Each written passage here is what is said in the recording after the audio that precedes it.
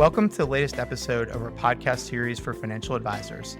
Today's episode is Crafting the Perfect Employee Value Proposition, the key to attracting and retaining top talent. It's a special industry update with Jamie Campbell, Managing Director of Diamond Consultants Executive Search Group.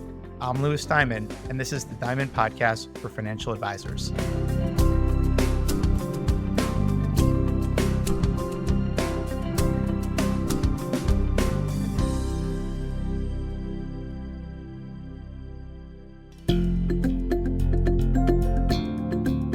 At Diamond Consultants, our mission is to help advisors live their best business life.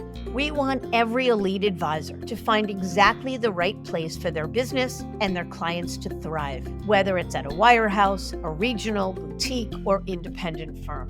As the industry's leading recruiters and consultants, we've transitioned more than $250 billion in assets under management in the past decade, and each year, 25% of transitioning advisors who manage $1 billion or more are our clients.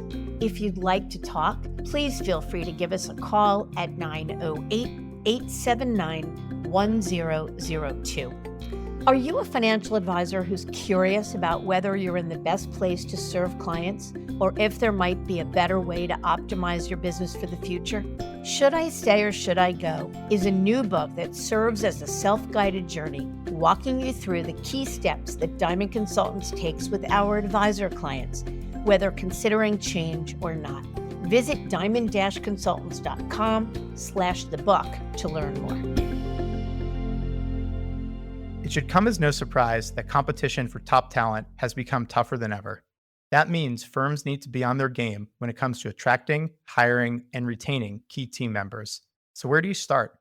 Studies have found that communicating and demonstrating a clear employer value proposition, or EVP, is one of the single most important factors in attracting and retaining talent. For example, one study by CareerArc indicated that 69% of candidates would decline a job offer from a company with a negative employer brand, even if they were unemployed. A Gallup poll indicated that employees who understand and connect with their company's mission and values are 67% more engaged. And a Gartner study found that some 65% of candidates have reporting dropping out of a hiring process due to an unattractive EVP. Likewise, a well-defined EVP can increase new hire commitment by up to 29% and potentially reduce annual employee turnover by nearly 70%. So what exactly is an employer value proposition, and how can you create one that's compelling as well as something your firm can live up to? Jamie Campbell from our new executive search group joins me to break it all down. There's lots to discuss, so let's get to it.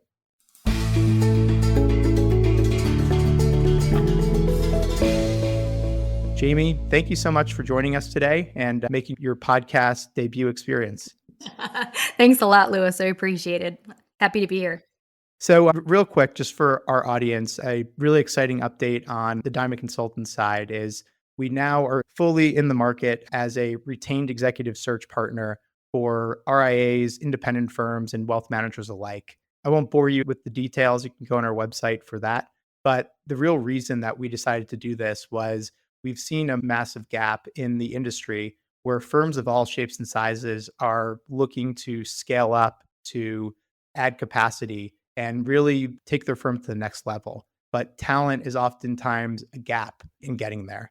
So whether it's firms who are breaking away from a wirehouse or a major firm and are now thinking about building the firm for the next generation, those are perfect clients for us. So different from our legacy business or Diamond Consultants 1.0, we will still work with firms to find advisors, but it will be folks without a book of business.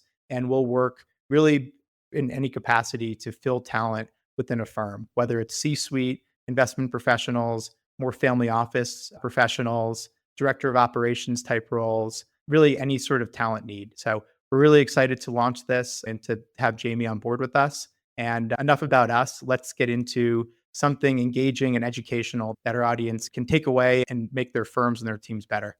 So Jamie, let's dive right into this topic of employer value proposition. So I know there's a number of different components that make up an ideal EVP. Do you want to take us through some of them? Absolutely. And excited to talk about why the EVP makes such a difference when going out to find talent, engage talent, but then also keep that talent within the organization and the firm.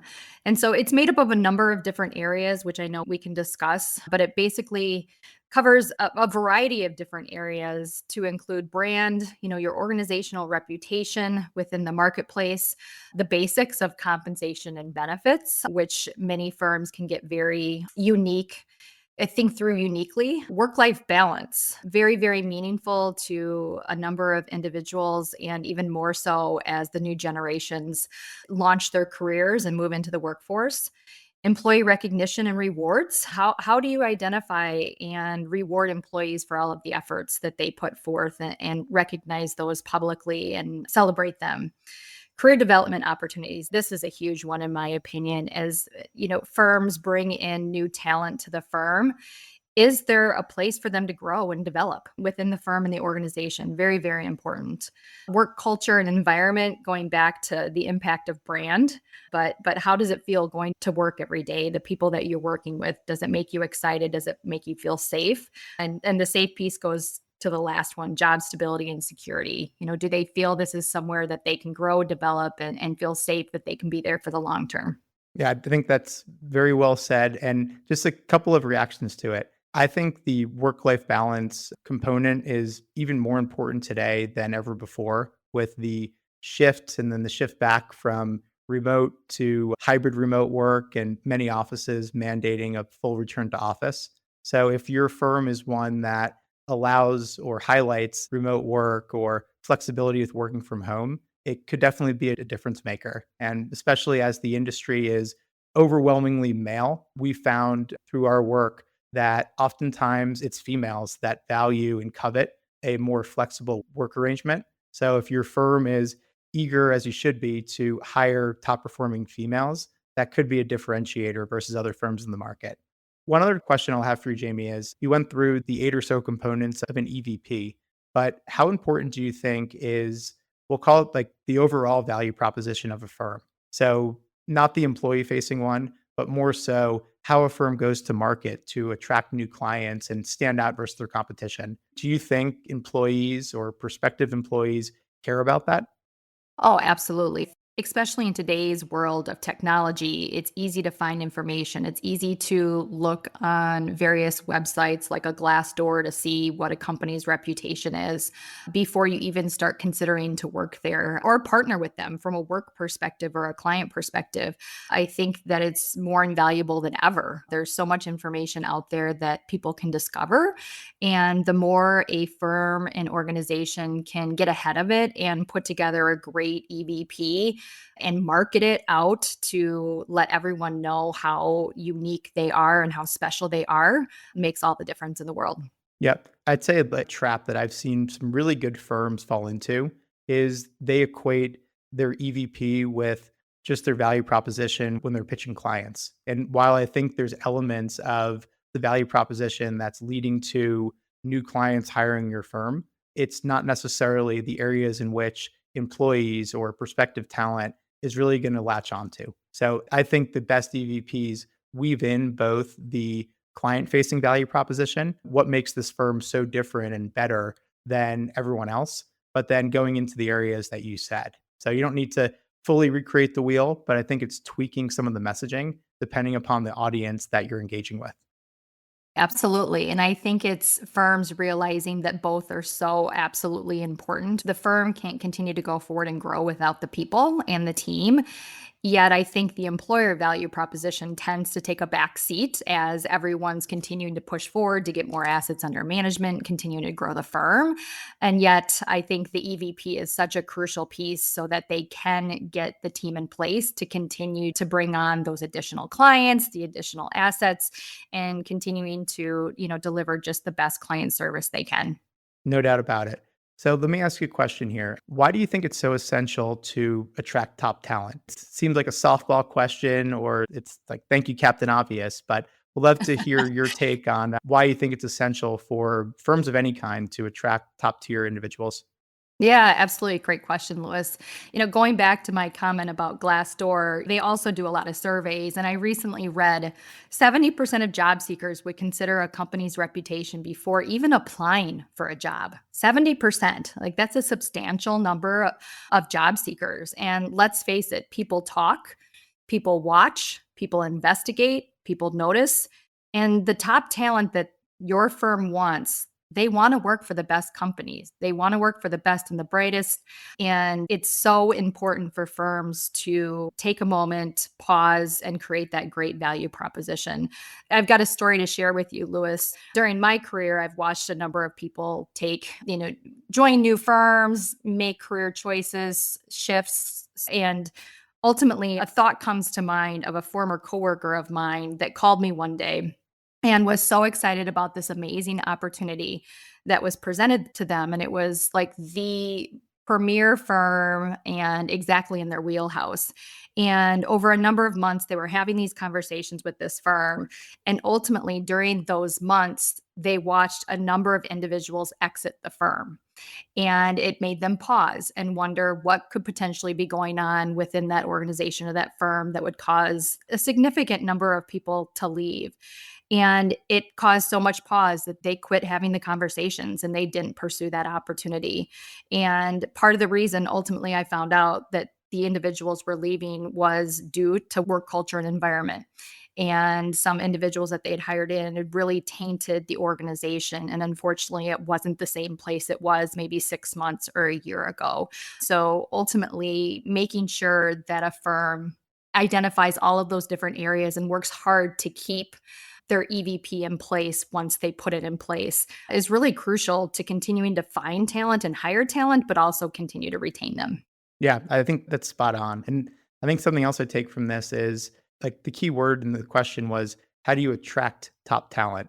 So I think every firm knows why it's important to hire good people. Ultimately, especially in wealth management, we're not creating a proprietary manufacturing process. At the end of the day, it's a people business. It's professional services. It's people serving people. And if you don't have the best possible folks in the right roles for them, the businesses begin to flounder. But I think the key is attracting the top talent. So firms can engage an organization like ours to help them attract talent. But I think talent attraction and recruiting is a 24/7 job for anyone within the organization. And if you don't have the reputation in check, if you don't have the EVP buttoned up, even if you stumble upon the perfect person, it's going to be really hard to land the plane because top talent is in demand. And if you're not able to deliver the story in a compelling way, similar to how an advisor would deliver the story to a client, they have ample options of where to go on top of potentially staying at the firm that they're at, which is much easier and there's less friction to do that. Absolutely. All right. So, next point, what would you say are some of the key elements of building a strong EVP, or we'll call it a world class employee value proposition? Well, I think relative to building a world class EVP, the biggest thing that comes to mind, Lewis, is making sure that you hit each and every area. It's not good enough to have maybe the best compensation program. It's not good enough to have the best work life balance of any of your competitor or peer firms out there. It's a matter of striking a balance of being strong and honestly, all of them, because ultimately you fall off in one area and it will impact your ability to attract talent. It will impact your ability to retain talent. Again, another story for you, Lewis. This is more personal to me over my career, and I've worked for some amazing firms. There were 2 firms that I worked for during my 30 plus years where I truly loved my job, loved what I did, loved the people on my team, the people that surrounded me, loved the culture, everything about the firms. In both scenarios, 2 individuals, one at one firm, one at another firm, were brought in, and they were individuals that I needed to work with that entirely changed the culture of our team, the dynamics. People were closing their doors during the day. They wanted to kind of hide. And ultimately, it impacted me extremely negatively and ultimately caused me in both situations to be open to recruiter calls when they called in. I was a passive individual, but I was willing to take the call because of how things had changed in my current firm, my current culture. With that said, I ended up leaving both firms, even though I loved them both dearly. One note, the first firm, ultimately, I went into the chief human resources officer after I gave notice and had a very candid conversation with her and shared with her that I wasn't the only one that was feeling the way I did. And she had a very talented group of individuals within this firm, and she was at risk to lose them. And ultimately, this individual that caused me to take that recruiter call got let go within the week of me departing. Wow. Yeah, I think that's exactly right. Yeah, I think another part of this is there's 8 different components of an EVP. So I agree that you need all of them in check. You can't just be amazing in 2 of the areas. Like we pay a lot of money, but it's not a good place to work. It's probably more of a balanced approach.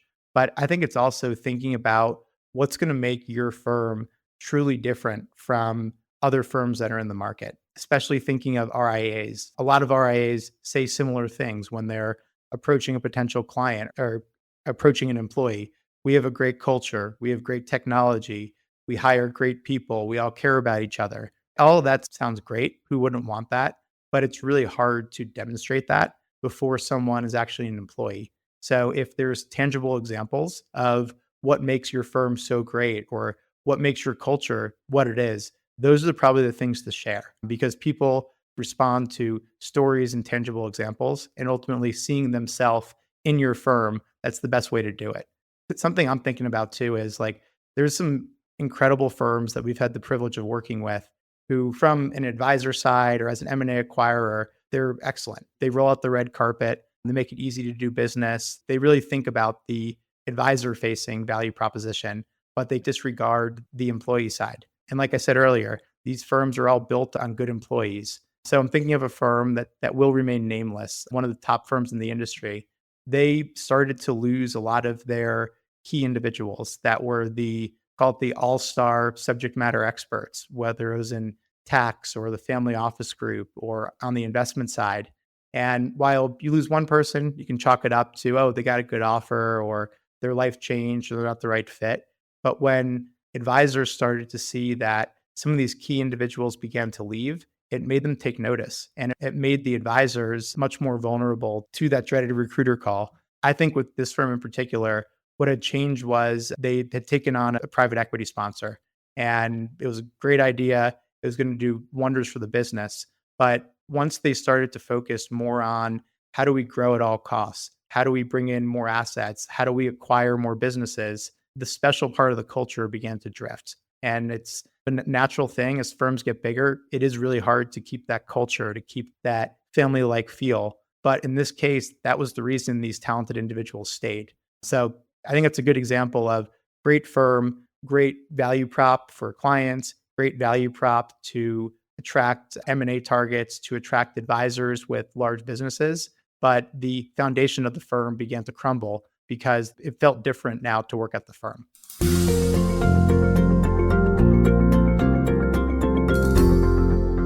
Let me ask you another question, Jamie. What are your thoughts on aligning your EVP with your company's vision and strategy? Do you have examples of folks that have done it well? And just would love to hear your thoughts on the topic. Absolutely. I'm going to keep the financial services out of the space so that we don't talk about, potential individuals that we work with and companies that we work with. So I'm going to veer to a different space of companies that I think of, and I know many of us think of, that are just the gold standard and that everyone is so in awe of what they've done, not only from a business perspective, but from an employee perspective. So, Louis, like, what do you think of when you hear the names of Hilton Hotels and Walt Disney World? Very expensive in the case of Walt Disney World. But no, I think of immaculate service. I think of amazing companies with terrific reputations and brands. I think about world-class hospitality. Absolutely. And caring, right? That probably comes to mind for me of just the caring nature of both of those organizations. And because of all of the things you mentioned, and my thoughts also resonate the same, Lois, is people are drawn to them. we're drawn to them as customers. I've been to Walt Disney World, I don't know how many times I can count based on my daughter's competition would go down to compete at the ESPN Center every year since she was 9 years old, and she's now in college. So we can add up the money I've spent down at Walt Disney. But also when we travel, ultimately there are certain brands that you just feel very comfortable with. You don't have to second guess and think a lot about am I going to give them my money, my service? So circle back to the firms that we have the great opportunity to work with. I want to share some facts. I love facts. I'm a numbers person. 94% of executives and 80% of employees believe a distinct EVP is important for business success.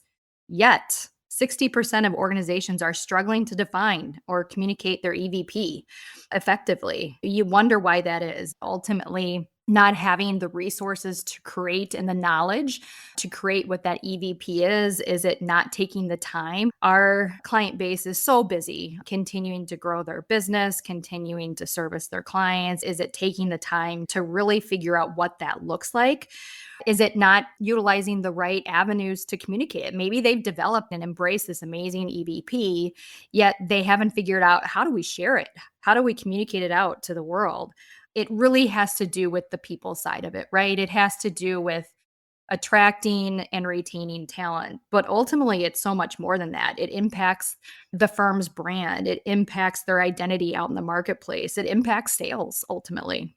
I think that's right. I'm just thinking about a recent conversation I had with the firm. I was going through just learning about their business and how potentially we can help them take their business to the next level.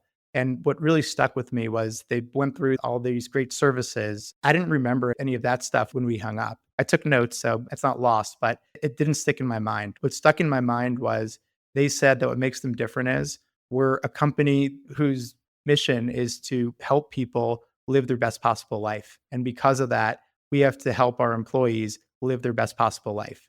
Look, it could be all talk, I don't know, but I love connecting the way that this firm treats its employees with how they care for clients. I think every company can benefit from that. Most good companies have a vision, they have a mission statement, they have a strategy, but weaving in an EVP as part of both of those is a way to make it your unique fingerprint. And it doesn't sound like everyone else's, but also tying people to what the vision, the strategy, the mission is of a firm is the best possible way to get alignment and make sure everyone is rowing in the same direction. I love that, Lewis. I think that that firm is looking at their clients and their employees in the same bucket, it sounds like. Ultimately, it's just doing the best for everyone that surrounds them, whether that's people within their team helping service their clients or it's their amazing clients that they get the chance to work with. No doubt about it. And many advisors we've worked with over the years who started working for Merrill or UBS or whatever the firm was, that firm was an awesome place to work. It was fun. It was engaging. They felt like they were in control of their careers, of how to do best by clients. But when we see advisors, and the same can be true for any type of employee, consider change, sometimes it's because they're going for greener pastures or because they really want to be independent. But for the most part, it starts with some level of dissatisfaction. And a lot of times it's with feeling like they're disempowered or they're not engaged or they don't have a voice. And then you compare it to, say, a company like Raymond James, where they legitimately view the financial advisor as their client instead of just focusing on the shareholders. It makes a world of difference. And there's a lot of reasons firms like Raymond James have done an incredible job recruiting and retaining advisor talent better than most firms. But I think it really starts with the ethos that we're privileged to get to support advisors. And if we don't treat them like they're our clients and we instead try to leapfrog them and all we care about is the end investor or our shareholders or our board of directors, it really begins to have a trickle down effect to everyone within the firm. So just a random tangent that I thought of related to this topic. Let's keep the train moving here. So how would you recommend a firm communicate and delivers their EVP in the most effective manner? Yeah, I think in today's day and age, firms really need to embrace technology, and it's going to continue to blow up and probably amaze me as I continue to move forward in my career of how technology has just changed so dramatically since the days that I walked off of campus many years ago. But social media, it really is the place to be able to really tell your story and tell it routinely, right? And it's not just coming out of the top individuals within the firm, it's providing tools to help everyone within the firm, the organization, share how special they are and what makes them different. It kind of reminds me of advertising, right? If you think of, certain companies or firms that just do an amazing job of advertising and it makes you want to go buy their product. This is the same thing. Ultimately, you need to have that constant drip of letting people know how special you are, why you're special, why people want to be part of your mission. And, to give some examples, everyone's heard of these places. It's just taking the time to potentially develop the content and getting it out there. But do you have a LinkedIn company page? Do you have someone that's looking to learn more about you? Do you have a place specifically within LinkedIn to tell your story? Do you utilize Instagram? Do you have an Instagram page? Depending on the size of firm, an organization, do you have an Instagram recruiting careers page? There's many, many firms and organizations out there that have a page specifically dedicated to the careers and more the people side of the business. Glassdoor, you have someone manning Glassdoor to get a sense for the feedback and what people are saying, but also posting positive information out there. So when you do have a potentially passive candidate considering interviewing and joining your firm, if they go out there, what are they going to read? What are they going to see? 71% of candidates, again, back to the facts, 71% of candidates are likely to research a company's social media channels before applying to a job or taking a call from a recruiter about your specific firm. And it just emphasizes the need that an EVP really resonates, and it resonates with many. Yeah, I think that's right. And tracing it back to an EVP sounds great. I'm sure many people are listening are like, we don't need that. We get all the quality people we want. But I would also think of an EVP as a great way to position your firm to clients. Ultimately, people want to work with people that they see themselves in, that they think are like-minded. So the more that you can highlight the amazing parts of your company culture and these great and diverse and engaging folks that you have at the firm, it just makes you stand out more because every firm talks about we do financial planning, we're experts on the markets, we care about you, we help you save for retirement. It's going to be the little things that you probably don't even think matter that could get you a meeting with your ideal client versus someone else. So I look at everything as being interconnected, just like having a really good value proposition for an end client weaves into the EVP. I think the EVP can feed the growth engine of a business because and clients are going to think of you differently. I totally agree there. An extra little incentive here. What about the ROI or return on investment? So if I'm running a firm or I'm running a team and I decide this is a great idea, I'm going to really invest in my EVP and take the time to build it out to make sure the 8 components are all in check. What is it that they can expect in return? Ultimately, all of these efforts and investments that a firm or an organization would take specific to building out a really effective EVP and making sure that they're shouting at the top of their lungs out to everyone who they are, what they are, why someone would want to join them, increases sales. It morphs from the people side of it also over to the client side of it without a doubt. But from an ROI perspective, I think a lot of it you have to think through, the two different tranches of attracting talent and losing talent. And when you lose talent, then you have to replace talent. And companies with a strong EVP, they experience 30% lower turnover rates and also 50% better talent acquisition rates, which is substantial. And we all know recruiting talent takes time away from individuals within the organization doing what they are set to do, is servicing their clients and generating revenue for their firm. Recruiting's a distraction. Ultimately, the time it takes away from doing their day job could be exhausting depending on how long it takes to find that replacement. And an effective EVP helps with that. It helps find the right talent, get the right talent, excited about the opportunity. And ultimately, everyone within the organization, it's kind of like that old adage of, you got to walk the talk. There's one thing about putting an effective EVP plan together, put it on paper, communicate it out to everybody. But then if you're not walking the talk, ultimately it's going to explode. So the costs that are a savings cost of keeping the talent in place, continuing to let them grow within the firm, taking on new challenges, new opportunities, training and development. All of those things ultimately saves the firm money. Yeah, I completely agree. Look, we're happy to help anyone who's in need of talent, but we're not cheap to hire. I think we're worth it. But it's also about not even the monetary side of it, like you alluded to, Jamie, but it's the fact that you're taking key executives out of work to interview. You have to spend a ton of time training people. And just like in any business, it's significantly cheaper to retain a customer, or in this case, retain an employee, than it is to acquire a new one. So making the effort to develop an EVP is once again just gonna pay off in spades. I want to take a minute to make this concept of an employer value proposition more tangible. So in the beginning, we talked about the 8 different components of an EVP, from brand, compensation, benefits, job stability, et cetera.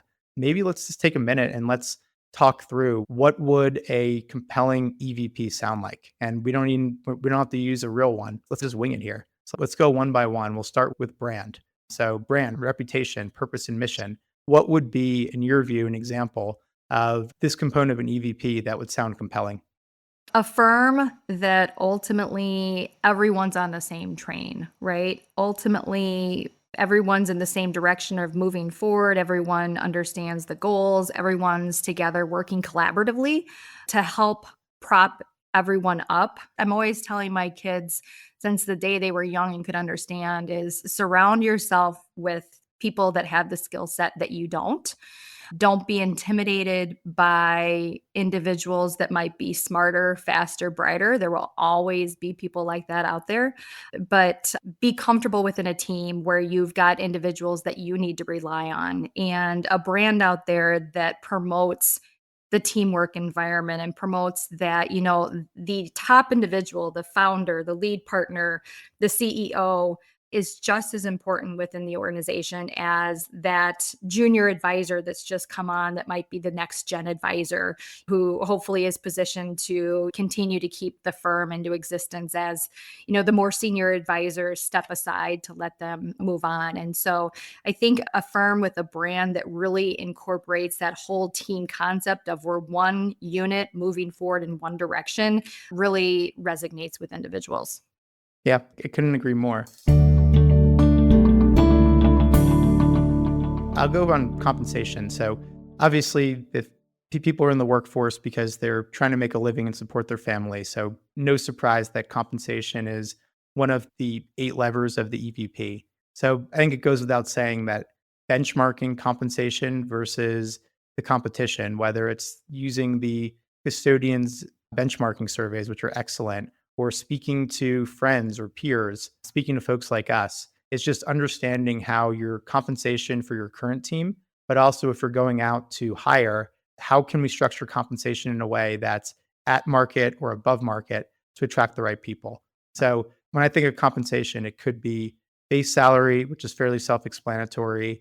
It could be a payout if it's more of a revenue producing advisor. It could be a bonus, but I think bonuses are oftentimes swept under the rug, or it's just, hey, you get X percentage of your compensation, or at the end of the year, we'll meet and we'll grant you a bonus. I think being really transparent about what are the quantitative measures to get a certain bonus, it makes you stand out because people then have predictability and they know exactly what they have to do.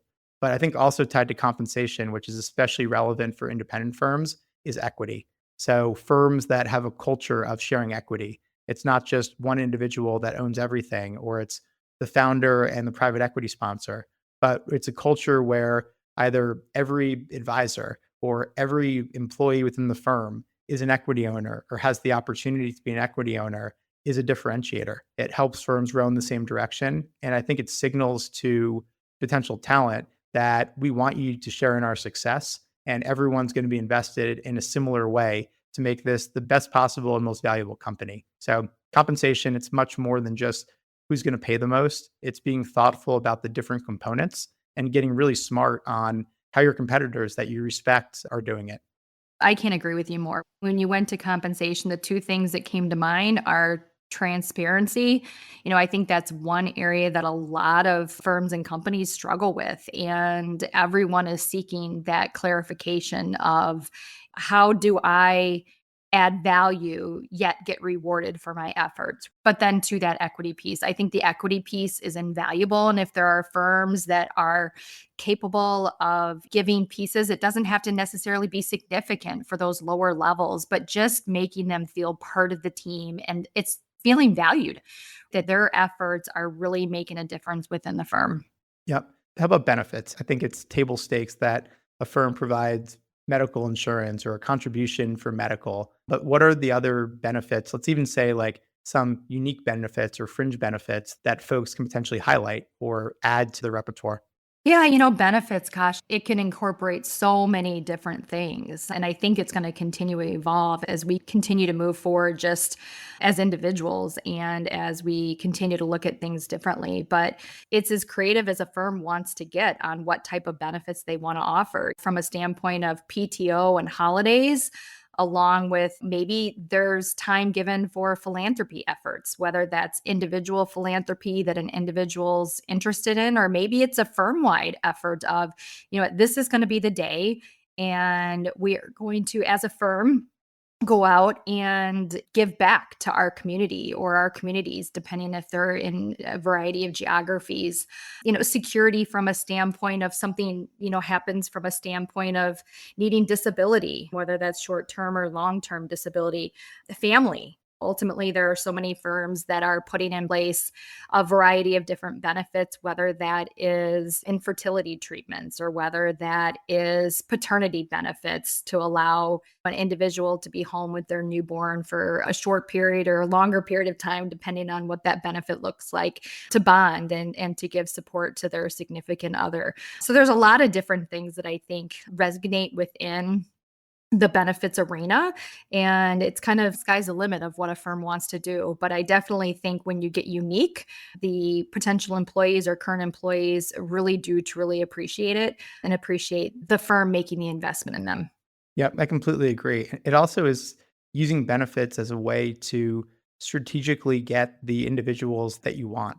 So like I love what you said about fertility benefits or paternity leave benefits or a generous maternity leave policy. That's what folks are looking for if they're in that stage of life. And if you can do something that's different, or maybe it's something that a small firm typically wouldn't provide, but a Fortune 500 company would, I think you can use benefits in a way to attract key individuals that maybe they're going to leave the workforce, but maybe you can get someone who's amazing. But if you give them a certain level of flexibility and offer them something different, oftentimes we found that someone might even be willing to take less as far as compensation if the benefits are really world class.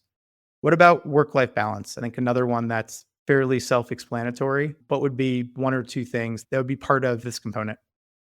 The biggest thing that comes top of mind, Lewis, and you mentioned this at the start of our conversation, is just that whole notion of working in office 100%, the hybrid world and the remote world. And ultimately, since coming out of COVID, firms have definitely migrated back to in office or hybrid. And I think that it's going to continue to evolve, but I do think that having that ability to work hybrid or even remote for the right positions is really a benefit for firms to find the right talent. One, it opens up the landscape from a remote perspective. It opens up the landscape of talent that you can tap into, whether you're working with a recruiter like us or you're leveraging your network to find great talent. The remote workforce, ultimately, with all of the technology that we have in certain positions, is very effective. So, from a work life balance, that's probably the area that comes mostly to top of mind. Some of it falls back into the benefits. You could say it's work life balance, benefits, PTO, those types of things. But I think the way people work in this day and age is going to continue to be top of mind for so many people out in the workforce. Absolutely. We've seen it as one of the first screens that a prospective employee has when they're trying to research companies. Is the position remote or is it hybrid? I think anyone would agree there's certain roles that still are better or more important to be in person, whether it requires a high degree of collaboration or you have to be in front of clients in person a certain amount of time. But there's certain roles where you can find better people for a lower cost, especially if your firm is based in New York City or San Francisco. Why do you need someone who has to be in the office, who you have to pay a New York salary to, when you can find someone potentially better in the Midwest who is never going to move their family, but you can get for 20 or 30% cheaper? So I think, once again, it just makes good business sense. I think another part of work life balance is legitimately, what's the expectation of number of hours someone's going to work? Is it a culture where everyone shows up 9 to 5 and is off on the weekend? Or is it more of a investment banking culture where your life is your job and you have to be on call at all times? It's hard to position that. But I think from an employee retention standpoint, if a firm isn't super transparent about the expectation of how someone's going to work and the hours they're going to work, they lose people to burnout, or because people don't feel like they're being paid enough relative to the amount of work they're putting in. And let's go rapid fire for the rest of them. So, employee recognition and rewards, what comes to mind? I think everyone likes to be recognized. We're all human. We all like to feel the love, and they don't have to be significant. Along with recognition and rewards, it's also just recognizing an individual, anniversaries, happy birthdays, things that are significant within someone's world, whether it's professional or on the personal front. But having set recognition rewards that people can applaud their coworkers with, I think is a great thing for a firm to do. When people hit milestones, when people go out and get a new FINRA license, or they get a new designation, or they're past the first part of their CFP, making that aware so that everyone can give everyone their kudos and all of that. It just makes you feel more of a team and more of, honestly, more of a family. And I think it helps keep individuals more engaged within their firm. Yeah, I agree. And recognition, oftentimes it's not that you have to give someone a bonus or get them a gift card, which that could be part of it. It's more just leadership going out of their way to call out special achievements. I know within our firm, we have a Slack channel where anytime someone successfully places an advisor or team, it's announced and everyone says like, good job, congratulations. And it's like, it doesn't cost us anything to do that, but it's a really cool part of our culture. And I know if I'm the one who makes the announcement, I feel really good and proud for doing that. So I would think it's just thinking about whatever is the main value drivers of your business, whether it's, oh, Joe just landed a $10 million client, or we just converted this client from all commissions to advisory, or Peggy just came up with this amazing new marketing initiative. People want to be recognized, and they'll leave companies where they feel like they're marginalized or not valued, because compensation is important, but compensation is expected. Bonuses are oftentimes expected. It's the small things around the edges that will make people have a better experience at your company. Absolutely. How about career development? I guess I'll take this one. There's so many folks within wealth management firms who start off as a administrative assistant or someone in operations or compliance, but maybe they have a spark where they realize that the role of a financial advisor or of a chief investment officer or director of research is way more engaging than their current job. So the smart firms recognize that good people are hard to come by, and they either have career tracks like, hey, every advisor who comes into our firm, they start off here, they'll learn the business in 2 or 3 different ways, and then they'll be ready to become an advisor. I think just having a very clear path is good business, because you can develop people for a fraction of the cost of hiring a really senior person. You're able to train them in your own way within your own culture. And ultimately, you don't want, even if someone's the best administrative assistant in the world and you'd hate for them to not be in that role, isn't it better to keep them within the fold and have them morph into a different role than to lose them to a company that's going to give them the shot to really advance? And I think the same can go for professional accreditations, firms that are really active in supporting their employees' initiatives to get a CFP, get a CFA, get some sort of advanced designation, or do some sort of leadership development course, but actually putting their money where their mouth is and paying for it and giving time off to do it, I think goes a long way to cultivating the best possible talent within a firm. And let's just do the last two. How about work culture and environment? How does that differ from work life balance or some of the other factors we mentioned? I think it goes back, Lewis, to that whole concept of how people show up every day from a standpoint of Are you excited to be there? Are you excited to be part of the team? Are you lifting each other up? And being in an environment where everyone's on the same page of wanting to continue to move the ship forward and doing so with regards to supporting everyone around you. No one wants to show up to a firm or to a job where ultimately you've got coworkers that are constantly complaining. You've got leaders that are constantly on you from a standpoint of all the different things you're not doing right and not focusing on the things you are doing well. And so, approach to how we treat people as we navigate the wins, but also navigate potential failures and learning from failures is a big deal. And ultimately, in my opinion, on the failing front of it, we all learned through what we all call failing or making a mistake. And it goes back to that book that you chose that we read within our firm, Lewis, of are you a fixed minded person or you're a growth minded person?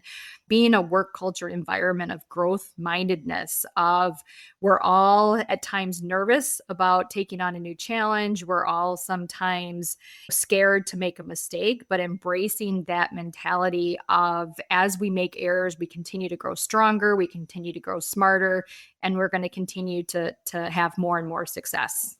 Yep.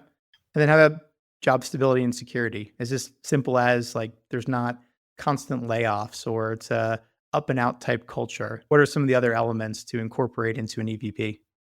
I think some of that has to do with communication and transparency and leaders that are overseeing individuals and teams being connected to them, and kind of goes back to that employee recognition and rewards, but it's more verbal of recognizing the wins within the simple day to day and making someone feel like they're valued and that they are making a difference. I think that goes a long way with regards to someone feeling that they've got a good place to be and they've got a seat at the table.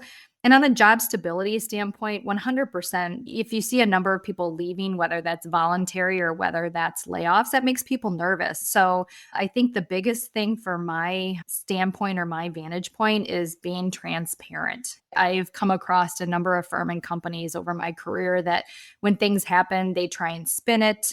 They try and make it seem different than it is. And I think the best approach, and I live this day to day, is honesty is the best thing. And being transparent goes a long way with the existing people that are still part of your firm. Absolutely. I love this.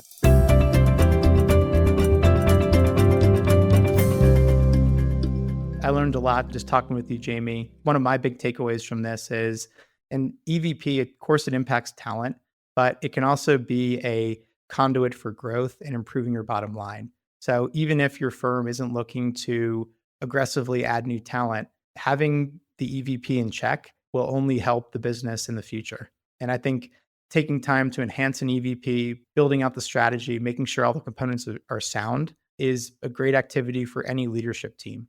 We'll invite anyone who's listening, if you have questions about your EVP or want to workshop what it sounds like, or you're struggling with components of it, feel free to reach out. Go to our website and put an inquiry. We'll include Jamie and my email on the episode page. And if you're curious about our exciting new executive search line of business, the website to check out the services is diamond-consultants.com/DCES. And we'd love to speak with anyone about their talent needs and also just look to provide some helpful value based upon our years of experience in doing this. So Jamie, thanks again for joining us. And we'll make sure we come up with other topics around this that will make wealth management firms even better.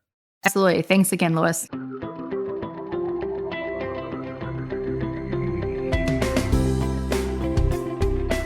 As a financial advisor, you hold yourself to the highest standards of integrity, honesty, and credibility.